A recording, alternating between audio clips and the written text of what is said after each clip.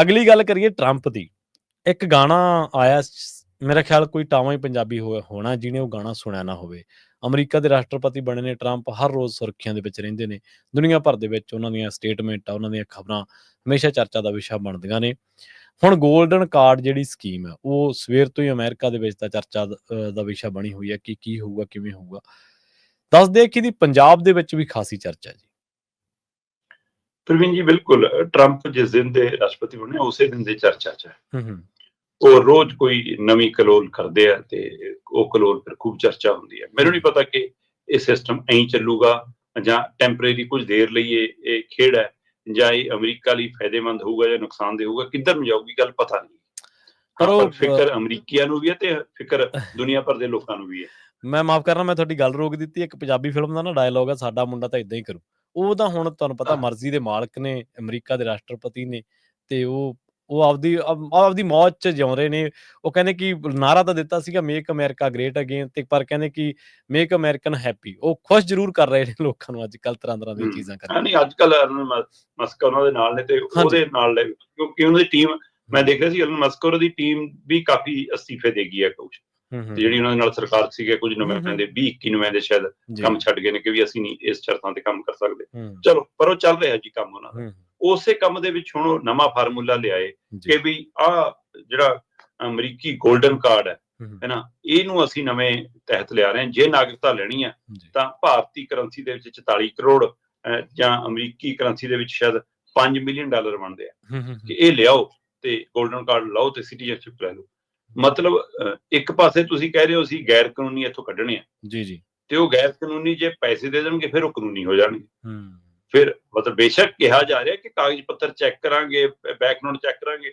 ਆਪਾਂ ਨੂੰ ਪਤਾ ਹੀ ਹੈ ਨਾ ਕਿ ਫਿਰ ਸਭ ਤੋਂ ਬੜਾ ਰੁਪਈਆ ਫਿਰ ਉਹਦੇ ਥੱਲੇ ਸਾਰੇ ਕੁਝ ਦਬ ਜਾਂਦਾ, ਫਿਰ ਕਾਗਜ਼ ਪੱਤਰ ਵੀ ਠੀਕ ਹੋ ਜਾਣਗੇ ਅਗਲਿਆਂ ਦੇ। ਪਰ ਜਿੱਥੋਂ ਤੱਕ ਇਹ ਪਹਿਲੂ ਹੈ, ਇਹ ਪਹਿਲਾਂ ਵੀ ਅਮਰੀਕਾ ਇੱਕ ਯੋਜਨਾ ਚਲਾਉਂਦਾ ਸੀ, ਸ਼ਾਇਦ EB-5, ਤੁਸੀਂ ਇਹਨੂੰ ਕਲੀਅਰ ਕਰ ਸਕਦੇ ਹੋ। EB-5 ਵੀਜ਼ਾ ਸਕੀਮ ਸੀ। ਇਹ ਉਹਦੇ ਨਾਲ ਹੁਣ 5 ਗੁਣਾ ਮਹਿੰਗੀ ਹੈ ਜਨਾਬ। ਉਹਦੇ ਵਿੱਚ ਤਾਂ ਸਿਰਫ ਮਤਲਬ 9 ਕਰੋੜ ਵੀ ਲੱਗਦਾ ਸੀ, 9.25 ਕਰੋੜ, ਸ਼ਾਇਦ 8 ਕਰੋੜ 75 ਲੱਖ ਭਾਰਤੀ ਕਰੰਸੀ ਦੇ ਹਵਾਲੇ ਨਾਲ ਮਿਲ ਜਾਂਦੀ ਸੀ ਅਮਰੀਕੀ ਨਾਗਰਿਕਤਾ। ਜਾਂ ਆਪਾਂ ਜੇਕਰ ਗੱਲ ਕਰੀਏ ਤਾਂ ਉਹ ਸ਼ਾਇਦ ਮਤਲਬ ਕਿ ਇਹਦਾ ਬਹੁਤ ਘੱਟ ਬਣਦੀ ਹੈ, ਉਹ ਤਾਂ ਮਿਲੀਅਨ ਦੇ ਵਿੱਚ ਵੀ ਜੇ ਮੈਂ ਗੱਲ ਕਰਾਂ ਤਾਂ ਉਸ ਹਵਾਲੇ ਨਾਲ ਮਤਲਬ ਕਿ ਇਹ ਉਹਦੇ ਨਾਲੋਂ 5 ਗੁਣਾ ਜ਼ਿਆਦਾ ਇਹ ਰਾਸ਼ੀ ਸ਼ਾਇਦ। ਸੋ 5 ਗੁਣਾ ਵਧਾ ਕੇ 44 ਕਰੋੜ ਤੱਕ ਜਾ ਰਹੀ ਹੈ। ਹੁਣ ਜਿਹੜੇ 40 ਲੱਖ ਲਾ ਕੇ ਜਾ ਰਹੇ ਸੀ ਪੰਜਾਬ ਚੋਂ, ਉਹਨਾਂ ਦੇ ਹਵਾਲੇ ਨਾਲ ਵੀ ਪੰਜਾਬ ਦੇ ਕਈ ਲੋਕਾਂ ਨੂੰ ਸਮਝਾਉਣਾ ਸੀ ਕਾਕਾ ਜੇ 40 ਲੱਖ ਹੈਗਾ ਤਾਂ ਉੱਥੇ ਜਾਣ ਦੀ ਕੀ ਲੋੜ ਹੈ। ਅਗਲਾ ਥੋੜਾ ਦੇਖਦਾ ਕਿ ਅਗਲਾ ਕਿਵੇਂ ਲਾ ਕੇ ਜਾ ਰਿਹਾ, ਕਿਵੇਂ ਲੋਨ ਲੈ ਕੇ ਜਾ ਰਿਹਾ, ਕੀ ਕਰਕੇ ਜਾ ਰਿਹਾ ਤੇ ਉਹ ਕਿਉਂ ਜਾ ਰਿਹਾ ਜ਼ਿੰਦਗੀ ਸੁਖਾਲੀ ਬਣਾਉਣ ਲਈ। ਪਰ ਮੈਂ ਦਾਅਵੇ ਨਾਲ ਕਹਿਣਾ ਪ੍ਰਵੀਨ ਜੀ, ਜਦੋਂ ਇਹ ਯੋਜਨਾ ਆ ਗਈ ਨਾ ਤਾਂ ਭਾਰਤ ਚੋਂ ਹੋ ਸਕਦਾ ਪੰਜਾਬ ਚੋਂ ਵੀ ਕੋਈ ਇਹੋ ਜਿਹਾ ਨਿਤਰਿਆ ਵੀ ਕਿਆ ਚੱਕੋ ਜੀ 44 ਕਰੋੜ, ਤੇ ਫਿਰ ਮੀਡੀਆ ਦੇ ਮਗਰ ਮਾਈਕ ਲਾ ਕੇ ਭੱਜੂਗਾ ਪਹਿਲਾ ਬੰਦਾ ਜਿਹਨੇ ਅਮਰੀਕਾ ਦੀ ਨਾਗਰਿਕਤਾ ਲਈ ਜੀ, ਪਹਿਲੇ ਪੰਜਾਬੀ ਨੇ ਲਓ ਜੀ ਠੋਕਤਾ, ਝੰਡਾ ਕੱਟਤਾ ਜੀ, ਮਤਲਬ ਉਧਰ ਨੂੰ ਭੱਜਣ। ਸੋ ਇਸ ਲਈ ਇਹ ਜਿਹੜੀ ਹੋੜ ਹੈ, ਇਹ ਟਰੰਪ ਵੀ ਸਮਝਦਾ ਹੈ ਕਿ ਇਹ ਦੁਨੀਆ ਦੇ ਲੋਕ ਅਮਰੀਕਾ ਕਨੀ ਨੂੰ ਭੱਜਣਗੇ। ਹੋ ਸਕਦਾ ਹੈ ਕਿ ਇਹ ਪੈਸੇ ਇਕੱਠੇ ਕਰਨ ਤੱਕ ਦੀ ਯੋਜਨਾ ਹੋਵੇ, ਹੋ ਸਕਦਾ ਹੈ ਕਿ ਆਪਣੀ ਦੁਨੀਆ ਭਰ ਚ ਆਪਣੀ ਧੌਂਸ ਦਿਖਾਉਣ ਦੀ ਪ੍ਰਕਿਰਿਆ ਵੀ ਹੋਵੇ, ਹੋ ਸਕਦਾ ਹੈ ਕਿ ਅਮਰੀਕਾ ਆਉਂਦੇ ਦਿਨਾਂ ਚ ਜਿਸ ਸਥਿਤੀ ਵੱਲ ਨੂੰ ਵੱਧ ਰਿਹਾ, ਆਰਥਿਕ ਕਮਜ਼ੋਰੀ ਵੀ, ਰਾਜਨੀਤਿਕ ਕਮਜ਼ੋਰੀ ਵੀ, ਉਹਦੇ ਡਰ ਫਿਕਰ ਚੋਂ ਵੀ ਇਹ ਯੋਜਨਾ ਹੋਵੇ। ਇਹ ਮੈਨੂੰ ਨਹੀਂ ਪਤਾ, ਤੁਸੀਂ ਤੇ ਤੁਹਾਡੇ ਸਰਦ ਸਾਥੀ ਇਹਦੇ ਬਾਰੇ ਵੱਧ ਜਾਣਦੇ ਹੋਣਗੇ। ਪਰ ਪੰਜਾਬ ਦੇ ਵਿੱਚ ਇਹ ਨਵੀਂ ਗੋਲਡਨ ਕਾਰਡ ਵੀਜ਼ਾ ਯੋਜਨਾ ਦੀ ਖੂਬ ਚਰਚਾ ਜੀ ਕਿ ਲਓ ਜੀ ਹੁਣ ਅਮਰੀਕਾ ਦੇ ਨਾਗਰਿਕ 44 ਕਰੋੜ ਖਰਚ ਕੇ ਵੀ ਬਣਿਆ ਜਾ ਸਕਦਾ। ਹਾਂਜੀ ਬਿਲਕੁਲ, ਪਰ ਤੁਸੀਂ ਇਹ ਵੀ ਦੇਖੋ ਸ਼ਰਮਾ ਜੀ ਕਿ ਏਡੀਆਂ ਵੱਡੀਆਂ ਰਕਮਾਂ ਹੈ ਕਿਹਨਾਂ ਦੇ ਕੋਲ? ਅਮੀਰਾਂ ਦੇ ਕੋਲ ਹੀ ਨੇ ਨਾ। ਜਿਹੜੇ ਅਮੀਰਾਂ ਦੀ ਤੁਸੀਂ ਸ਼ੁਰੂਆਤ ਕੀਤੀ ਸੀ ਗੱਲ ਦੀ, ਐਲਨ ਮਸਕ, ਅੱਜ ਕੱਲ੍ਹ ਉਹ ਅਮਰੀਕਾ ਦੇ ਵਿੱਚ ਵੀ ਵਿਰੋਧ ਹੋ ਰਿਹਾ, ਗੱਲ ਚਰਚਾ ਚੱਲ ਰਹੀ ਹੈ ਵੀ ਉਹ ਬੰਦਾ ਮੀਟਿੰਗਾਂ ਦੇ ਵਿੱਚ ਕੀ ਕਰਦਾ।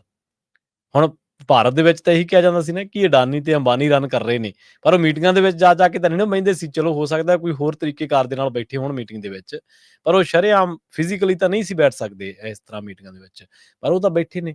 ਪਰ ਇਹ ਵੀ ਹੈ ਕਿ ਚਲੋ ਰਾਹ ਖੁੱਲ ਰਿਹਾ, ਉਹਨਾਂ ਲਈ ਵੀ ਰਾਹ ਖੁੱਲ ਰਿਹਾ। ਹਾਂਜੀ ਬਿਲਕੁਲ, ਪਰ ਇਹ ਗੱਲ ਜ਼ਰੂਰ ਹੈ ਕਿ 44 ਕਰੋੜ ਅੱਜ ਕਿਸੇ ਮਾਤੜ ਦੇ ਘਰੇ ਨਹੀਂ ਪਿਆ। 44 ਕਰੋੜ ਰੁਪਈਆ ਇਕੱਠਾ ਕਰਨਾ ਤੇ ਉਹਦੇ ਲਈ ਕਾਨੂੰਨੀ ਤੇ ਗੈਰ ਕਾਨੂੰਨੀ ਤਰੀਕੇ ਵੀ ਲੋਕ ਅਪਣਾਉਣਗੇ।